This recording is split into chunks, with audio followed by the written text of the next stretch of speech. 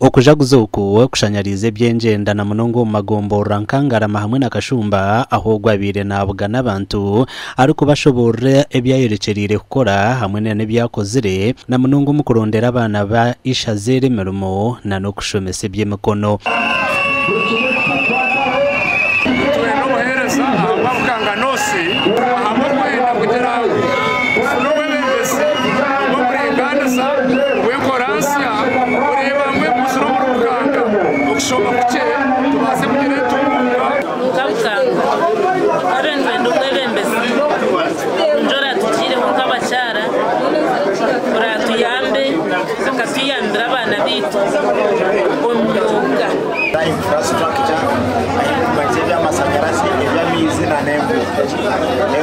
tutakarinzire kufuna budget za government na releases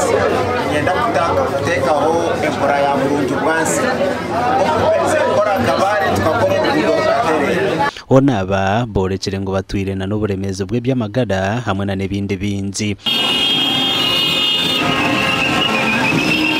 ahamagwaro y'ibyo buhereza kumuci ahabo webembese ubi ahabo kuba kagenzere watakanyirwaro ambulance table okiza kugera kwaza kubona ambulance eyi wakubera noteka mama stage mutwaro ngenda okusabe mutwaro 20 umbito n'amasanyarazi kugira kama kebyaro ebimwe bikondo bitine waya twesoneka abantu turebe mutwakoraki twabasya amasanyarazi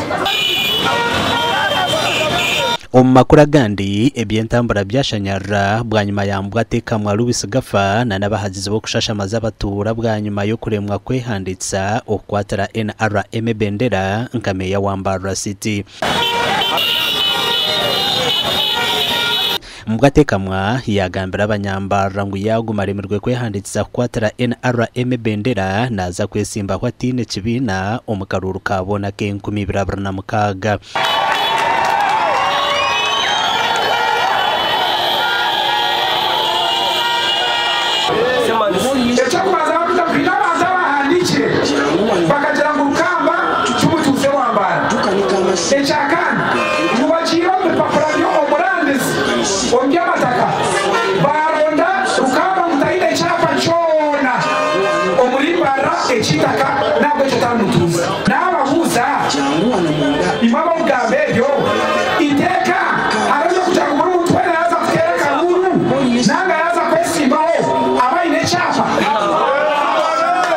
Nyumwa bazyo nubwo abiragire kwehanditsa kandi nuko akakiko k'ebyo bururu mu NRM kumuragira ngo abanza leta bwamushija ngo n'umutura wambara city. I think there's an issue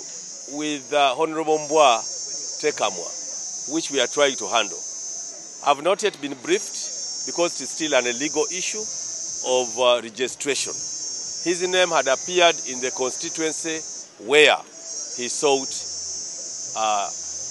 votes the last time. Now all of a sudden they see his name. He actually lodges in as a member and a resident of Mbarara City where he wants to be a mayor. The legal department is handling it, and when we want to brief you, we shall brief you about it.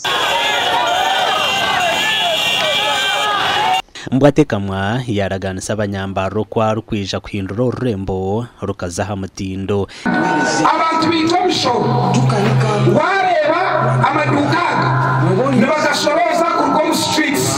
nibemera batanguka street ya bus park nanga bus park urduke room rubase kwanirereza